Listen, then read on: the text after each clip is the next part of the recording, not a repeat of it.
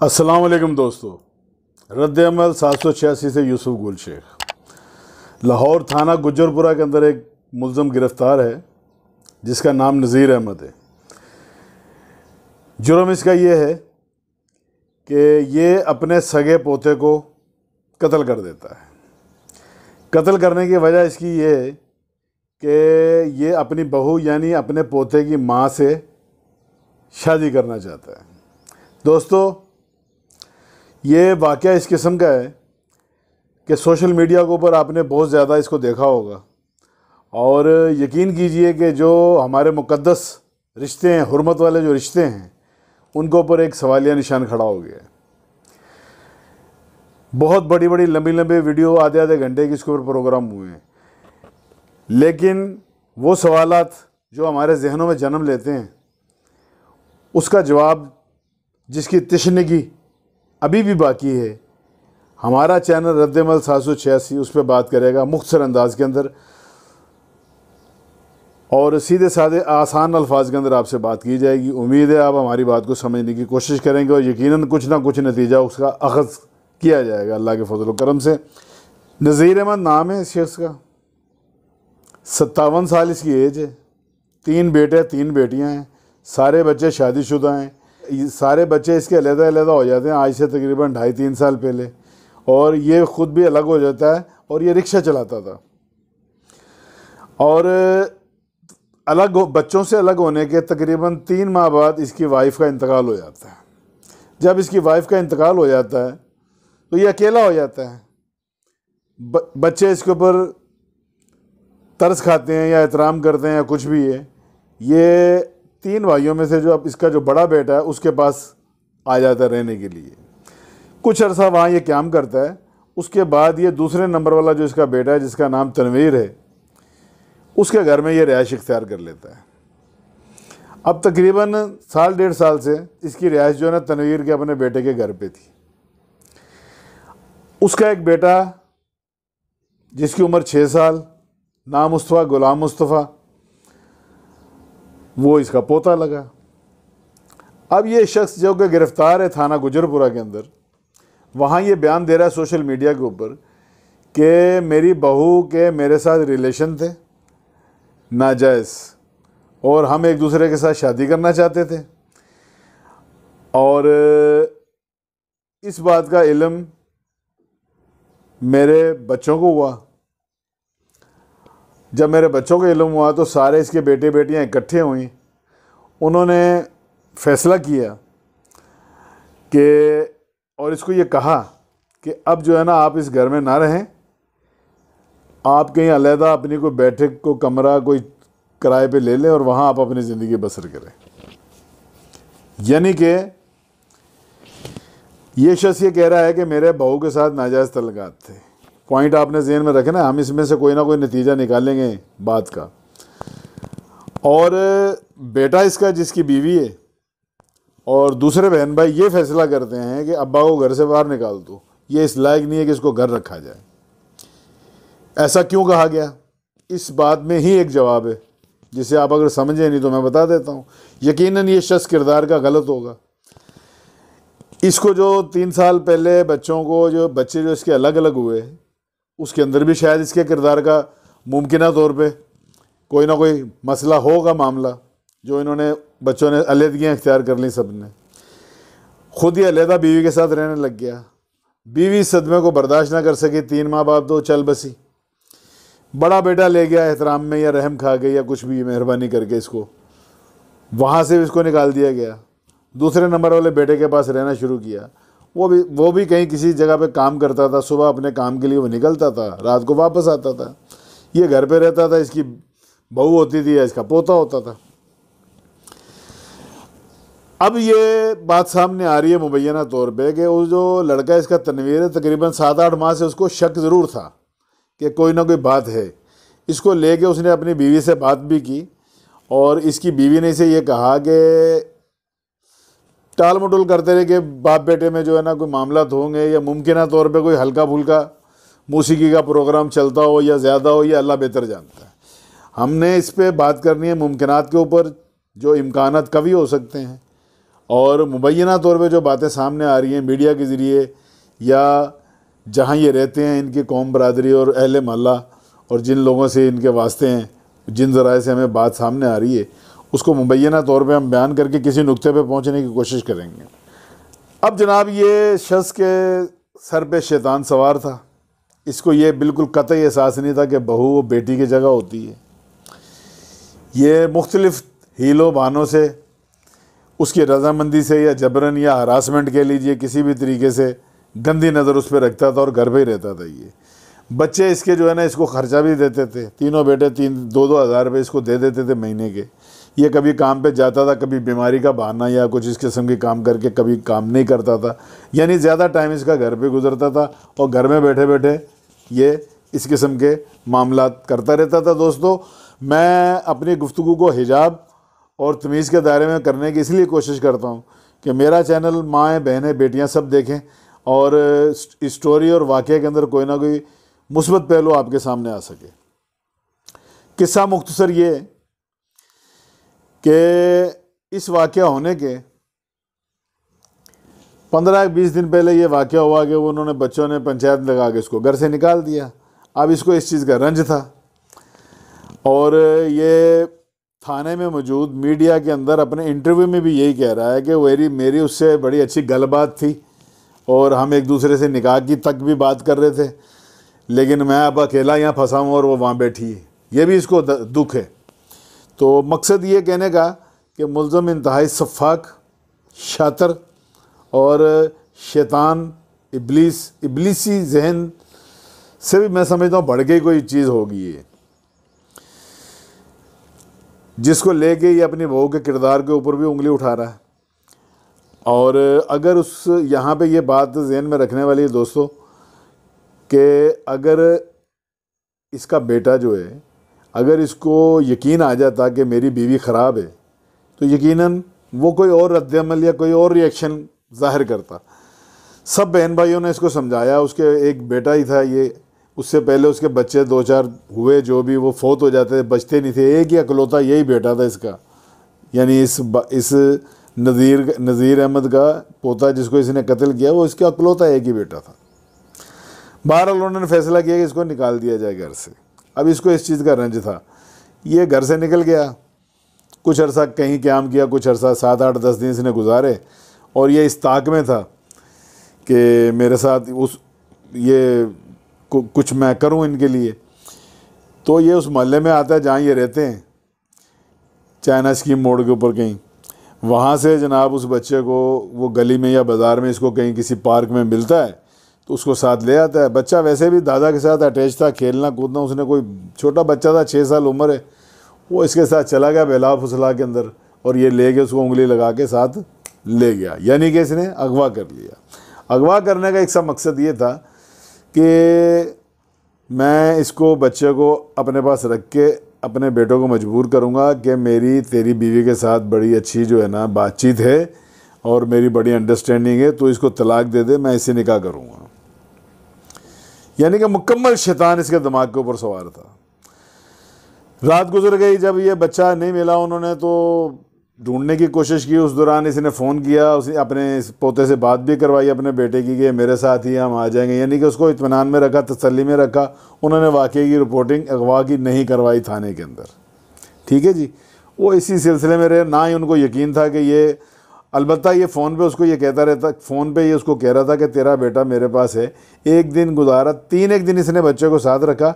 एक दिन इसने इस तरह तसल्लियों में गुजारा, आधा दिन और तसल्लियों में गुजारा। उसके बाद ये फिर अपने असली प्रोग्राम पे आ गया कि भाई तू अपनी बीवी को तलाक दे और ये बेटा बच्चा जो है ना हमारे साथ ही रहेगा और मैं इसके साथ निकाह करूँगा, तो वरना मैं इस बच्चे को कत्ल कर दूँगा। अब इसका जो बेटा था उसको यकीन नहीं था कि ये इस तरह कर सकता है, किसी को भी यकीन नहीं आता। बहरहाल ये फ़ोन के अंदर उसको ये इसरार करता है कि मेरी अपनी बीवी से बात करवा, उससे पूछ ले तू, वो भी राज़ी है। वो बीवी उसकी इनकार कर देती है कि ये जो तेरा बाप है ये मुझे मुख्तलिफ़ हीलों बानों से घर के अंदर मुख्तलिफ़ हालतों में देखता था और मुझे हरासमेंट करने की कोशिश करता था। मेरा कोई इरादा नहीं इसके साथ जाने का या निकाह करने का, और ये बेटे को ले के चला गया, कोई शादी वादी तलाक वाला का कोई सिलसिला नहीं। वही जवाब जो है ना वो तनवीर अपने बाप को देता रहा कि ना मैंने उसको तलाक देनी है और ना उसने तुमसे शादी करनी है और ना मैंने उसके साथ बात करवानी है। 3 दिन गुजरे, ये उसको कहता रहा, वो बच्चे का बाप मुतालबा करता रहा कि बेटे को घर छोड़ जाओ। अच्छा मैं छोड़ जाऊंगा, इस तरह की बातें भी साथ में करता था और साथ में तड़ी भी देता था कि मैं इसको कत्ल भी कर दूंगा, तू अपनी बीवी को तलाक दे। बहरहाल ये तीसरे दिन इसने इस बच्चे को कहीं वीराने में ले आके रात को 11 बजे रुमाल जो इसके पास कोई कपड़ा था उसके गले में फंदा लगा के उसको जो है ना ख़त्म कर दिया। ख़त्म करने के बाद ये कहीं किसी हॉस्पिटल में जाके जहाँ ये इसने छुपना था वहाँ बैठ गया। 4-5 बजे से को ख्याल आया, फिर इसने अपने बेटे को फ़ोन किया कि मैंने ऐसे ऐसे इसको मार दिया तेरे बेटे को, मेरे से गलती हो गई है। ये यही कह रहा है गलती हो गई है, लेकिन था तो इसका प्रोग्राम ही, और ये रंज में ही था, तैश में ही था। तो उसको जनाब इसके बाप को फ़ोन करता है तो वो लाश वहाँ से जो है ना उसकी बच्चे की मिलती है पुलिस में, फिर केस भी होता है। ये हो गया वाक़े की तफसील। अब हम आते हैं अपने असली मौजू की तरफ। दोस्तों, मेरी वीडियो आप बड़ी तादाद में देखते हैं लेकिन मेरे चैनल को सब्सक्राइब करने में थोड़ी कंजूसी करते हैं। आप मुझे सब्सक्राइब करें ताकि आपकी मेरी मुलाकात होती रहे और माशरे के इन पहलुओं पे गौर किया जा सके जिनके ऊपर आम मीडिया में बात नहीं की जाती। वो बच्चे की बॉडी रिकवर हो जाती है और ये जो है ना मफरूर हो जाता है। 7-8 दिन ये मुख्तलिफ़ जगहों पे इधर उधर होने के बाद ये भी अरेस्ट होता है। अरेस्ट होने के बाद ये फिर सोशल मीडिया के ऊपर ये चीज़ें आना शुरू होती हैं कि एक दादा ने अपने सगे अकलौते बेटे को कत्ल कर दिया और कत्ल की वजह यह बनी कि मेरे तल्लुकात मेरी बहू के साथ थे। दोस्तों, ये चीज़ बिल्कुल डिफ़ाइन नहीं हो रही है कि इसके तल्लुकात उस लड़की के साथ थे। अलबत्ता ये ओछी हरकत, फहश हरकत ज़रूर करता होगा। तो इसी को लेके इसकी औलाद ने पहले इनको अलग किया, ख़ुद अलग हो गए, फिर बड़े बेटे ने इसको घर से निकाला, फिर छोटे बेटे ने रहम खा के इसको रख लिया। फिर जब छोटे बेटे के सामने ये बातें आईं तो उसने जनाब अपने बहन भाइयों को बुला के इसको घर से निकाल दिया, जिसका इसे रंज था। अब आ जाइए उस पॉइंट की तरफ जो मीडिया में बात नहीं हो रही। बच्चे की उम्र है 6 साल, जिसको इसने कत्ल किया है। 6 साल का बच्चा समझदार होता है और उस बच्चे का बाप पहले ही शक में था कि ये मेरा बाप इस किस्म का है, इस कमाश का है। तो वो यकीनन मुख्तलिफ़ हीलों बहानों से अपने बच्चे को भी पूछता रहता होगा।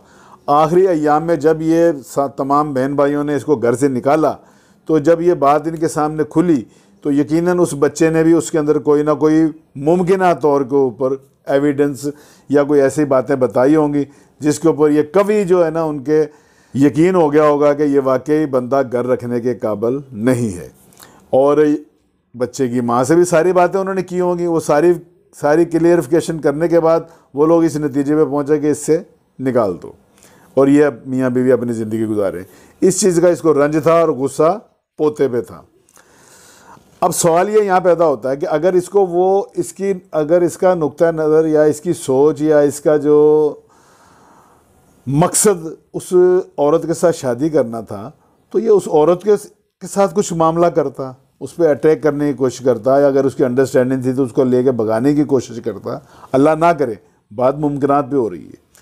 अगर अपने बेटे तनवीर जिसका नाम है उसके ऊपर इसको रंज था कि इसने मुझे घर से निकाल दिया या ये मेरे से बदतमीज़ी कर रहा है या गुस्ताखी कर रहा है, तो अपने बेटे को हमला करता। अब आप यहाँ पे मुझे बताइए कि पोते को साथ ले जाके ब्लैकमेल करने से क्या तलाक मिल जानी थी? पूरे मीडिया के अंदर, सोशल मीडिया को उठा के देख लीजिए, ये पॉइंट के ऊपर कोई शख्स नहीं गौर कर रहा। फ़र्ज़ करो इसने बच्चे को किडनैप कर लिया और अपने बेटे को तड़ियाँ लगा रहा था या धमकियाँ दे रहा था कि अपनी बीवी को तलाक दे। तो अगर वो तलाक दे भी देता, फ़र्ज़ करें, तो क्या वो शादी हो जानी थी? क्या उसकी इस धमकियों से ये तलाक हो जानी थी? क्या उस माँ ने इससे शादी करनी थी जिसके बच्चे को अगवा कर लिया गया? अब ये बता रहा है कि प्रोग्राम ये था कि बच्चे को हम अपने साथ ही रखेंगे। तो भाई वो उसका बाप भी तो जिंदा है, उसके चचा ताया फूफियाँ भी तो जिंदा हैं, पूरा घर फैमिली उसके पीछे है। तो इसका ये मकसद नहीं था। मकसद इसका मुमकिन तौर पे ये था कि वो बच्चा जो है ना वो इसकी रिपोर्टिंग मुख्तलिफ़ तरीके से करके ये सारे ख़ानदान की नज़रों में गिर गया था। इसको उस बच्चे के ऊपर रंज था, ये इसके बेटे का अकलौता बेटा था। इसने ये ख्याल नहीं किया कि ये मेरा खून दर खून है, मैं एक नस्ल ख़त्म कर रहा हूँ अपने बेटे की, यानी अपने खून की आगे बढ़ी हुई नस्ल को ख़त्म कर रहा हूँ 6 साल के बच्चे को। दोस्तों, अभी एक तो ये बात आपकी समझ में आ गई होगी। दूसरा जो सबसे बड़ा मसला सामने आ रहा है, जिसको लेकर हमारी बेटियां भी ज़ाहिर है बहुएँ बन के मुख्तलिफ़ घरों में जाती हैं, हमारे बेटे जो हैं अपने कामों पे जाते हैं, बाद में जो बुज़ुर्ग हैं घर के वो घर में ही होते हैं, जो वालिद की जगह पे होता है ससुर, बल्कि निगहबान होता है घर का। और हम लोग सारे जो जॉइंट फैमिली में रहने वाले लोग हैं वो एक तहफ़्फ़ुज़ का एहसास उनको होता है कि मेरा बाप घर पे है, मेरी बीवी अगर घर पे है या मेरे बच्चे बच्चियां घर पे हैं तो वह महफूज हैं, अब्बा जी घर पे मौजूद हैं। उसके ऊपर एक सवालिया निशान खड़ा हो गया है और ये सोचने पे लोग मजबूर हो गए हैं कि अब क्या किया जाए। दोस्तों, बाज़ दोस्तों के जहन में ये भी सवाल उठे कि नहीं, अगर इस तरह का यंग बाप, ये यंग ही कह लें इसको, जिसको इतनी शैतानी चढ़ी हुई थी, 57 ईयर्स की एज थी। तो अब ये भी मैं आपको बता दूं कि ये जो जिस लड़की पे ये बात कर रहा है, जो इसका बेटा है ना, जिसको तनवीर जिसका नाम है, इसकी शादी को भी 10 साल गुजर चुके हैं, 10 साल हो चुके हैं। 6 साल का इसका बच्चा है, पहले भी 2-3 बच्चे जो है ना इसके हुए हैं जो ज़िंदा नहीं रह सके, तो 10 साल इसकी भी शादी को गुजर चुके हैं। ये आपने ये भी बात जहन में रखनी है। अब जनाब, वो बात हम ये कर रहे थे कि बुज़ुर्ग तो घर में होते हैं और तहफ़्फ़ुज़ का एहसास होता है, और बाज़ दोस्त ये सोच रहे हैं कि जब इस एज का ससुर हो तो फिर अपने अकेली बहू को नहीं छोड़ना चाहिए। दोस्तों, ऐसा नहीं है। हमारा यकीन, हमारा जो एतमाद है जॉइंट फैमिली सिस्टम पे मज़ीद पुख्ता होता है।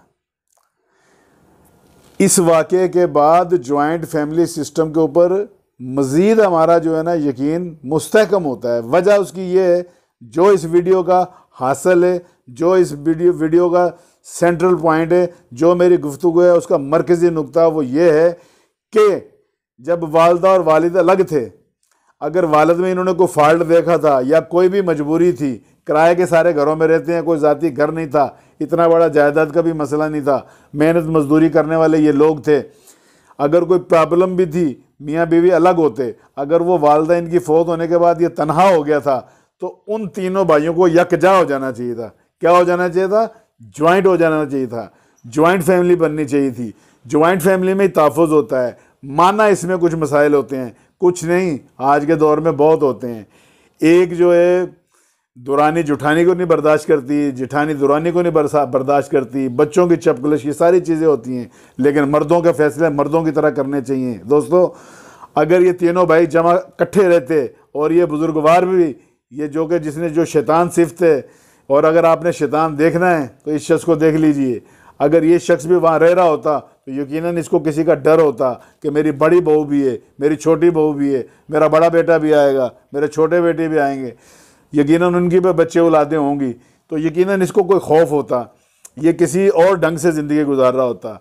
अब ये सेपरेट थे, सेपरेट होने की वजह से वो बच्चे का बाप, जो बच्चा कत्ल हुआ उसका बाप काम पे जाता था, ये बड़े मियाँ घर में अकेले पड़े रहते थे, और वो जनाब 6 साल का एक मासूम बच्चा था और उसकी बीवी थी। वो बीवी किस हालत में, वहाँ ज़ाहिर घर में किराए का घर कितना बड़ा होता होगा, वहाँ पे वो किस हालात में रह रही है, किस हालत में किस वक्त इंसान होता है, चोरी छुपे उसको देख रहा है या उसकी रजामंदी से उसके साथ कोई मामला कर रहा है, ये सारी चीज़ें ना होती अगर ये जॉइंट सिस्टम होता। दोस्तों, जॉइंट सिस्टम के अंदर ही तहफ़्फ़ुज़ है, जॉइंट सिस्टम के अंदर ही सारी चीज़ें हैं, और ये शैतानी अमल जो हुआ, इसकी जो दूसरी तफसीलात हैं वो आप देखें पूरे, उसके अंदर वीडियो के अंदर आपको सोशल मीडिया भरा पड़ा है। मेरी वीडियो का मकसद यही है कि बाज़ दोस्त ये सवाल उठा रहे हैं कि ससुर जब इस किस्म का तनहा हो जाए तो जनाब उसको जो है ना अलग कर देना चाहिए, घर में रखना नहीं चाहिए। भाई, ये शाखसाना इसलिए पेश आया कि ये सेपरेट थे, अगर ये जॉइंट होते तो ये मामला पेश ना आता। यही मेरा मकसद था, यही मेरा सबक है, इसी में से यही इबरत निकलती है। मिलेंगे अगली वीडियो में।